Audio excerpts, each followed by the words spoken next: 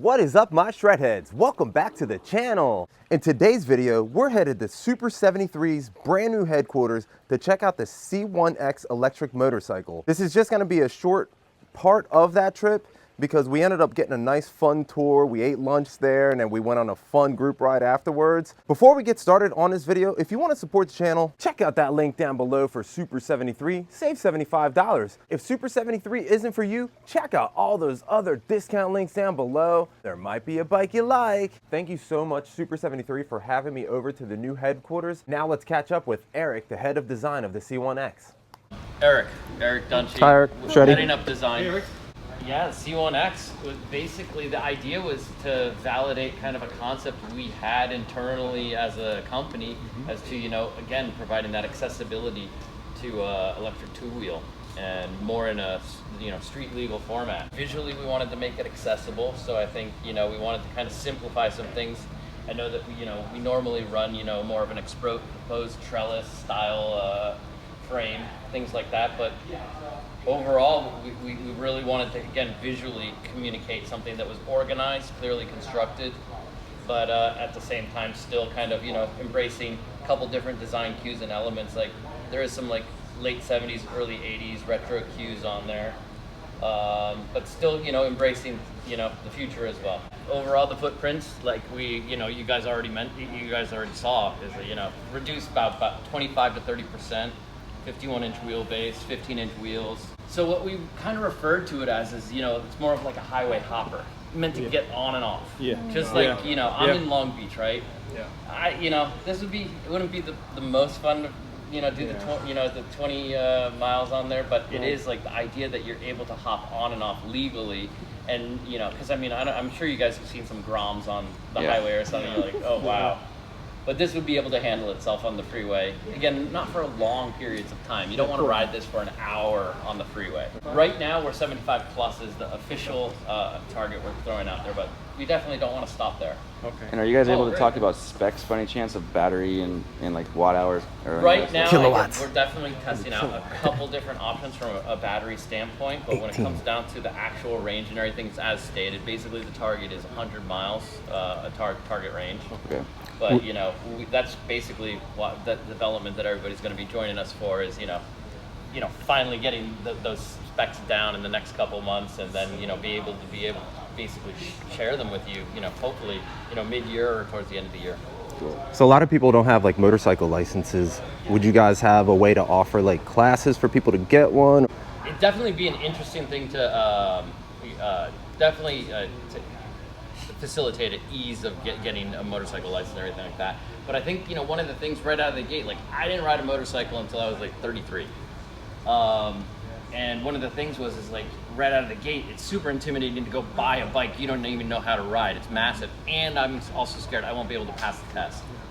I think something like this really allows for, again, something not as intimidating, something that's easily handled in the actual, DMV test. I think, it's a perfect example of, something that would be that step up from that RX and allow you to do that. Right. But I think, anything that we can do to help facilitate getting that license, it would be interesting in the future. Hey, Erik, I'm a little late. I got caught on the way. Hey, Michael. I'm here to tell you that, do you mind talking to everybody about the bike? Oh, You guys already... you know what? Do you guys have any questions about the bike? Let me go over that again. That was my one job today. I'm sorry. Do you guys ever plan on doing like any options to maybe get like treaded like enduro type tires for the bike, or maybe like so different? You might have seen, right out of the gate, we've already kind of, we want to have, 2-tire options for it. Right now that there is, an idea that, is more of a dual sport style. But, in the future, there's no reason, the way that it's been designed is a very kind of like, it's a very solid canvas, great proportion. There's no reason we can't do a lot of different things with it in the future. But yeah, dual sport tires would be one that would be pretty solid and straightforward. Awesome. As far as the forks go, they look like proprietary. They're not like anybody else's. You guys design the forks?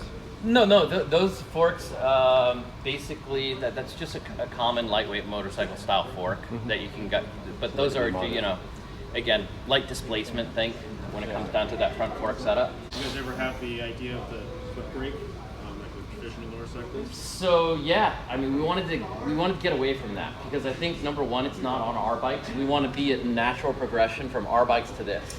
So that's hand controls and hand controls only. We don't have a foot brake on our bikes. Yeah, I asked because I used to ride before and it felt like the modulation with the foot actually felt like I had more control.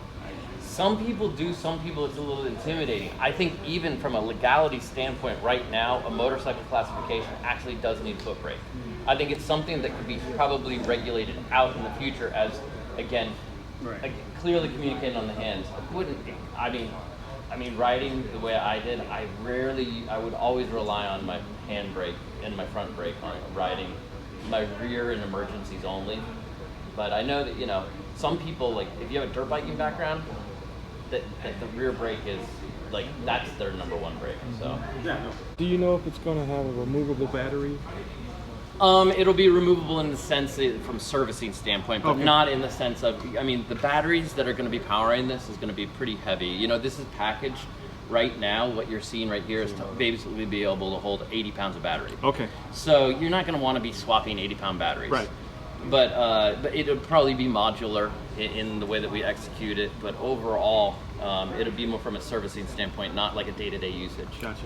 You said there's going to be level 2 charging capabilities? The actual charging, so we are facilitating, you know, as we stated, the fast charging. Right now it is concept, what we want. Oh, got it. But Okay. basically the overall is that we're able to achieve 80% charge in under an hour. Okay. Do you have an idea on price point?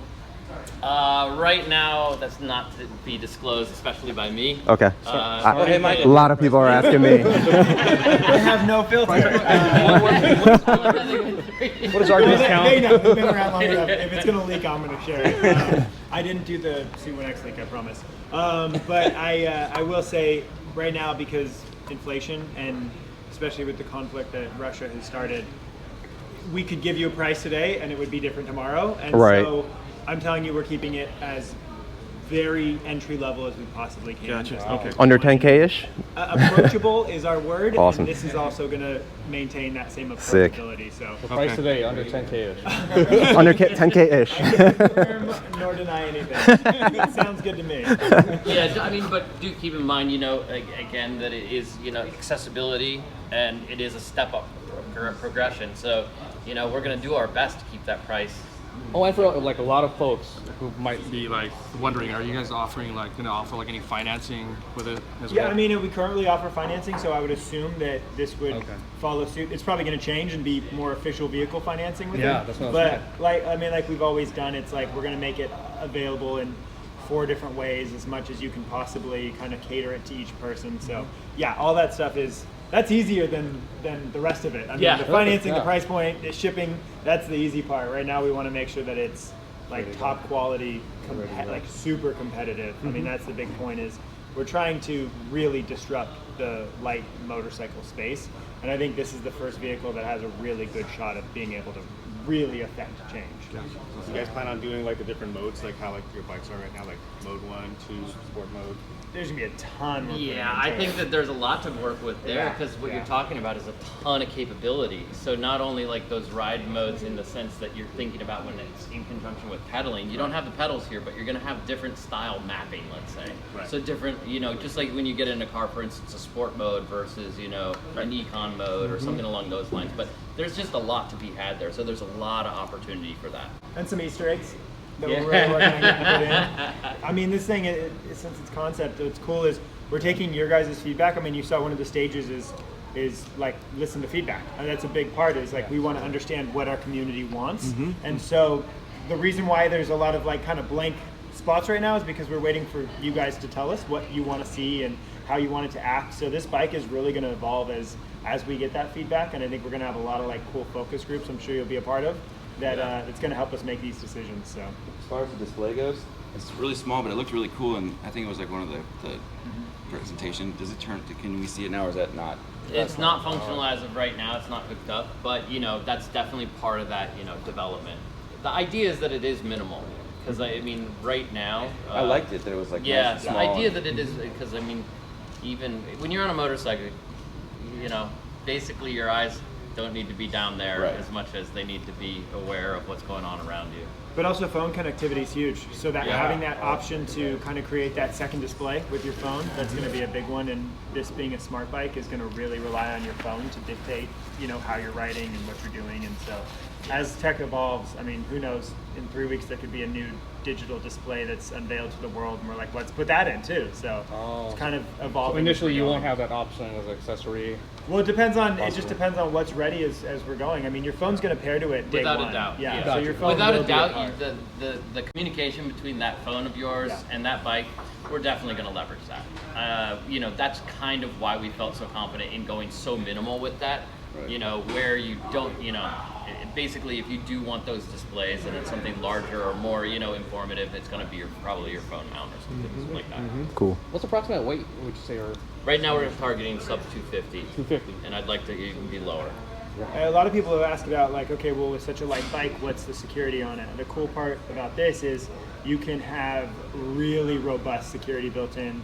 You know, we're still kind of dialing in where we want to go with it, but we've looked at the wheels seizing up and locking, insane motion alarms. You know, your phone is going to vibrate in the same way your Tesla does if somebody bumps into it or tries to take it. And then the ability to just brick it with one command. So, like, you know, you can track it and brick it. So Electrocution seat it's when you sit on it. Oh, Shreddie takes control of my bike. In the past, we played with those sorts of things just to see where we go with it. And I think it's just too much of a liability for us to put electrocution into the seat. But I'm telling you, like, this thing is, it's going to be so robust and so filled with features just because we're at the perfect time in human existence to be able to shove a bunch of digital features into a bike and not change the shape of it. So, yeah, everything we can put in, we will put in for sure. Are you guys gonna stick with the front wheel cover? Because I know that's wind resistance that may affect like handling. You know, I mean, I think when it comes down to the wheel, it's going to depend on testing. But right now, you know, we really wanted to focus on the overall footprint of the vehicle and not get into like wheel design and everything like that. And you know, you're right. You know, wind resistance is definitely, spokes don't do you any favors. But you know, there's definitely pros and cons to a full cover. Sure. Everybody has a reservation, right? All right. Anyone who is a Because I have reservation. mine. I got mine. All the employees here have them too, which is hilarious. But we're already working on the package to send to the reservation. The first kind of group of people who have gotten in, we've got a really robust package of cool thank yous and extras heading your way. And you can expect a lot of that as this thing kind of progresses. We have a whole team of 3 devoted to making sure that the people who've reserved a spot are getting constant updates, constant swag, you know, keychains, hats, pins, stuff that we're not even going to sell. It's just going to go straight to you guys. So if nothing else, you just put it on eBay and you make up the cost of the bike when it never comes out. So off camera, what is our discount on this? Man, I think they're even blocking my discount on this. Smart thing to say. Yeah, right. I like that you guys. I don't have a bike. I still don't even have a bike, just because every time I've had a bike, we've been in a position where it's like, hey, we need a bike. Can we take yours? And I'm like, fine, take it. And it goes to either we powder coat it or it goes to a celebrity. But I think this will be one that I don't give up once I have it. So I think this is where I'm drawing the line. Talking about this one right here? Yeah, right. Yeah, little mini guy. One of those two. Which one of you is putting a 500-watt motor in the back tire? That's what I'm interested in that. Like, it's gonna happen real quick, I think. Yeah, Paul's gonna be ripping around. Bomber here Marv. next to the track, going 30 miles an hour. Probably do it just because. Yeah. Eric, I was asking about the kickstand earlier, and I was thinking maybe you should do like a little gyroscopic thing where you get off the bike and it just stands itself up. Well, remember that price point you were talking about? Well, we got lunch. Thanks for your time, Eric. So, Oh, my pleasure. Thanks for enjoying it. I mean, definitely. If you guys found that video helpful, don't forget to drop a like. And again, if you want to support the channel, please check out that link down below for Super73. Get $75 off your purchase. If Super73 isn't for you, check out all those other discount links down below. There might be a bike you like. So if you guys enjoyed the content, please consider subscribing, hitting that like button, and ringing that notification to be notified when I'm making videos. And are you guys ready for the moment of silence for the subscribe button? In 3, 2, 1, hit subscribe, heads down. All right, guys, I'll see you in the next super ride.